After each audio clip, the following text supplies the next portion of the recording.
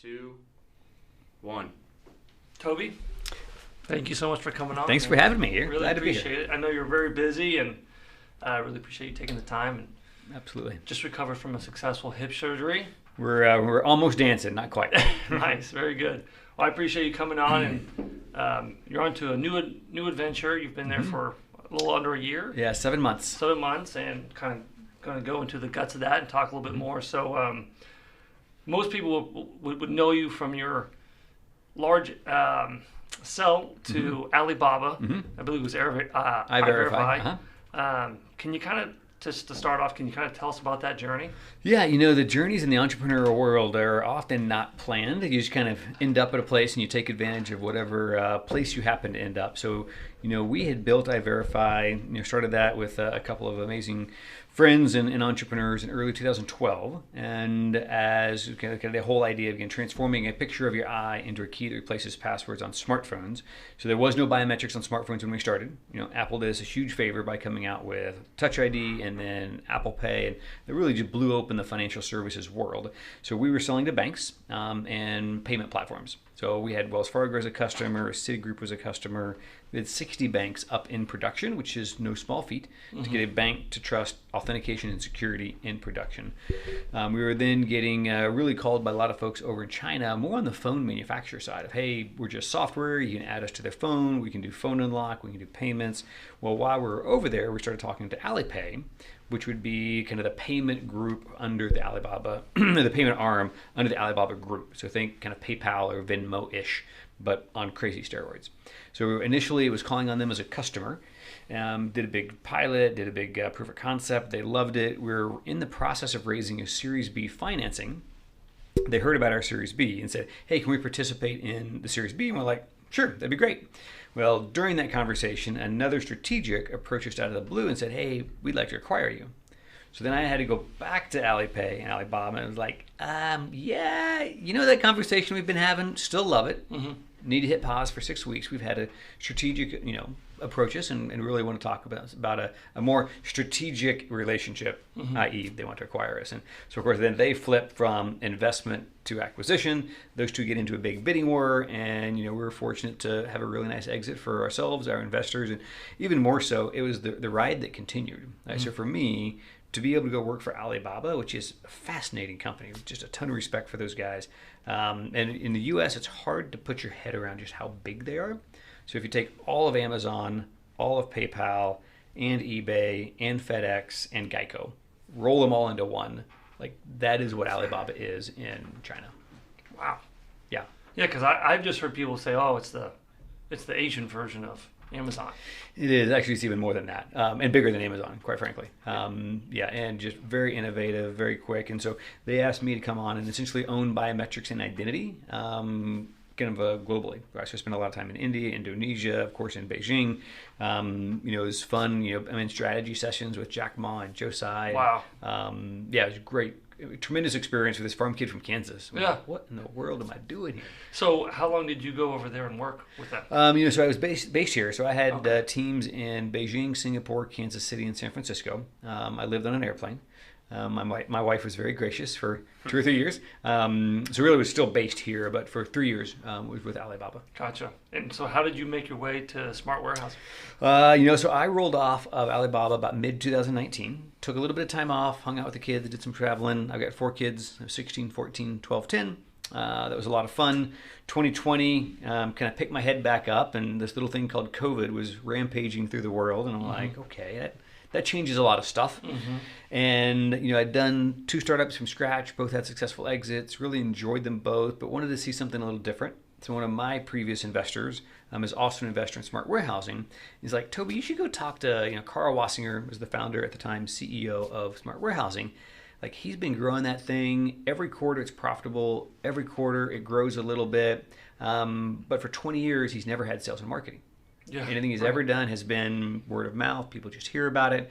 and he only really takes on whatever he's got cash to do. Traditional, great business, built a really nice business. But with e-commerce already kind of shifting that market, and so we started this conversation like in June, July of 20. We think that there is a sea change in opportunity because of COVID. And kind of what I saw over in China and over in Asia, and I'm like, you're absolutely right. Like, this is going to be a watershed moment. And what Carl has built is a really interesting platform that if we took, really then kind of thought strategically, where do we want to be in 3 to 5 years? How do we use technology and automation to kind of build a competitive differentiation and then build something really of a large scale of an enterprise? What do you think the secret sauce is of smart warehousing? I'll tell you what the secret sauce has been and what I think our secret sauce will be going forward. So where it's been is, again, Carl has really built a culture about loving the customer, taking care of the customer. For 19 years, he took literally anybody who came in the front door, he jokes around, we gave him a big hug and we said, sure, what do you want? And then when we figured out what they want, and then they had to go back and figure out how to build it the software or build processes and how to do that. And so the software platform they've built, really flexible. It's called SWIMS. So Smart Warehousing Inventory Management System, so SWIMS. And so SWIMS is this really flexible warehouse management system, essentially. And so I think initially it was being able to do complicated, complex, full service fulfillment. So if you needed to do simple pallet in, pallet out, they can do that. If you needed to do subscription boxes, they've done that. If you need to do what's called the traditional pick, pack, ship in e-commerce fulfillment, they've done that. They do returns processing. We do a ton of frozen. Right? So right now, if you go online and order something from Jack Stack or Joe's, Oklahoma Joe's KC, and it's frozen, so it's not like from the store, we would pick and pack and ship that right now. Right? And so it's a really unique kind of the frozen market we think is going to explode. Sure. And so I think historically it has been great customer service, really good software wrapped around people at national scale. Where we're going forward is all of that plus large scale automation. Right? And so where do we kind of blend, when do you use automation? When do you keep the people kind of the muscle in the middle? And then using the software to orchestrate between the two of them and then turn that back to a kind of what we call mid-market companies. So companies, again, that are scaling, that are growing, that really need a direct extension of their team to be their fulfillment partner. So I've heard a lot of people make comparisons from Smart to Amazon, but just what you said, there's a lot of differences, and it feels like you guys are much more focused on the actual client and their products that they're keeping with you guys, whereas Amazon doesn't really care so much about the client and their products; they more care about the consumer. It is, and it's a great point. So our primary focus is our customer and their brand, right? And so kind of one of the things we think about is how do we help our customer meet consumers' demands, right? So it's their brand, it's their name, it's being able to do that fulfillment. The complexity of finding customers, serving the customers, getting them through adding items to a cart and actually checking out has never been more complex. Right? The back-end fulfillment is just as complex. And so we think what Amazon does, Amazon's number one priority is the customer. Right, it's the consumer, right? So what am I buying? So everything they do, and they do a great job at it. Right? The number two priority is themselves, and then it's everybody else. Right. And so if you're a seller or you're a merchant on on Amazon, it's not a pleasant experience. Fulfillment is simply a means to an end, right? And so when push comes to shove, like your brand, Amazon does not care about your brand. Your company, they don't really care about your company. They only care about your company as much as it helps them sell stuff on their site. As where our number one focus is doing the fulfillment, making your brand stand out, really fulfilling a promise to the customer, and that's our number one focus. So yeah, it's a big deal to a lot of our customers. Sure. So what's your main goal starting out with Smart, and like what are your key objectives? And then what does just the overall future for Smart look like? Yeah, so I think the opportunities, I joke a little bit, there is an ocean of opportunity in e-commerce fulfillment. Most folks are coming at this with Dixie cups, and I want to build a machine that can take 5-gallon buckets full every day. right? So one of them, how do you get to scale? How do you get to scale without just copying and pasting people? Right, so a lot of times that the 3PL, which would be a third-party logistics, 3PL scale by, okay, let's acquire a new warehouse and let's put more people in. Okay, we need more space. Let's get a new warehouse. Let's put more people in it. And when you're looking to scale at the level that we want to, like that's really hard, right? And to give you a sense of scale, we're looking to 10x our revenue in 5 years, right? So we're going to do 10 times the revenue in 5 years. We can't just copy and paste people. We've got to use software and automation and be able to get to that kind of scale.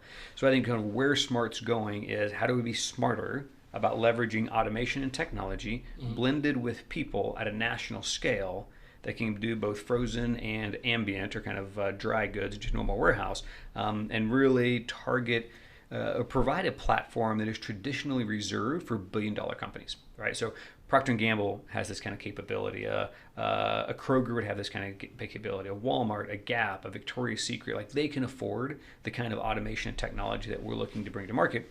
We're going to take that and open it in more of an open platform. It's called a multi-tenant.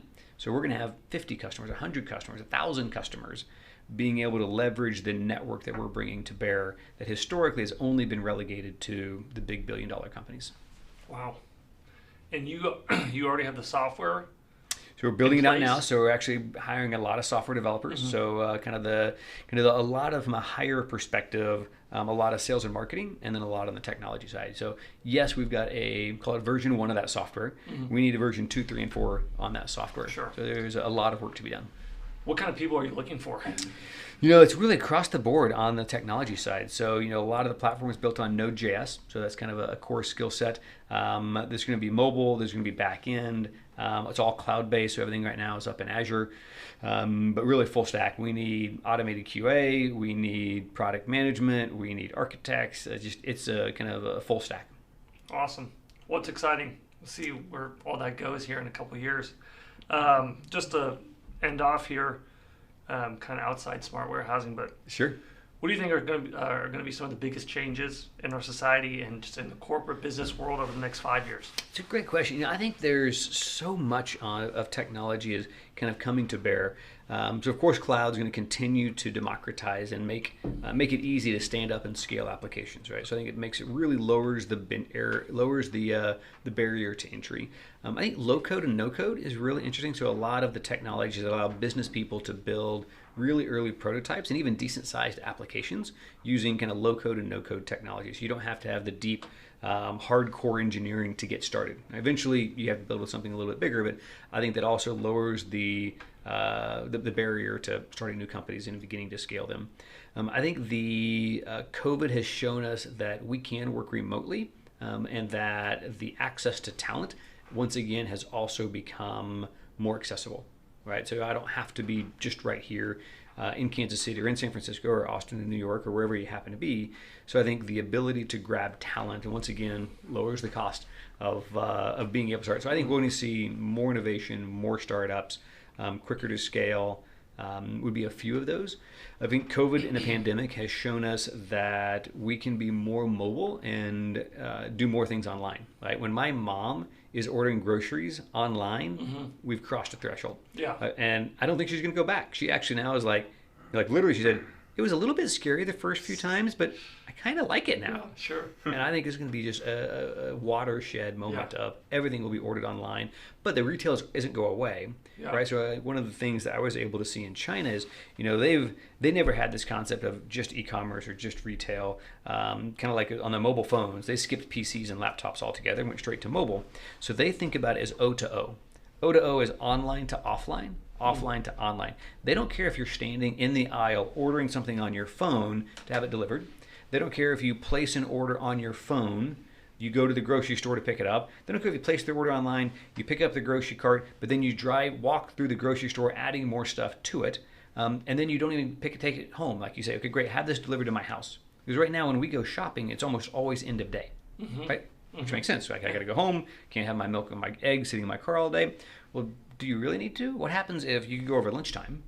In fact, before you go, you place 80% of your order, but you want to pick out your own vegetables, you want to pick out some of the produce. You go over lunchtime, you have all that packaged up and say, I want that delivered to my house at 6:15. right? So I don't care whether online, offline, or some combination. So I think we'll see kind of a continued extension of that kind of merging of e-commerce and then all the implications that kind of fall out from that. How far ahead is China compared to us, just in their tech and their overall infrastructure? It varies, right? On cloud computing, Amazon's still actually quite a ways ahead. When it comes to e-commerce and kind of last mile, same day, probably 2 or 3 years ahead of us. They had no logistics platform to speak of. They had no FedEx, UPS, USPS 15 years ago. So companies like Alibaba and others had to build them from the ground up, but they built really sophisticated, highly technically advantaged infrastructure. So today, their logistics infrastructure is actually more sophisticated than ours by not a ton, a year or two. The way they think about e-commerce and digital wallets, they don't have credit cards, right? I can go on and on about my frustration with Visa and Amex taking 3% every time they do a transaction. That's ridiculous. There's no reason in the world they need 3% of that. There's not that value. There might have been 10 years ago. Sure. There's not today. Yeah. And so you'll see, countries like China and India, Indonesia, they do these payment apps, right? The PayPal, where it's next to nothing to conduct. So in some areas they're way ahead. Some areas they're still behind. But definitely an impressive country when it comes to innovation and technology. Is drone delivery something that you guys are interested in? It's a little ways out. Yeah. Yes, we are, absolutely. It's still so limited in what they're doing. Yeah. So I'd say something we're keeping an eye on, but that's not in the near future for us. Cool. Those are all my questions. Do you have anything? That's great. That's excellent. Awesome. Thank you, sir. Thanks, Peyton. Really Appreciate it. Take care. Great.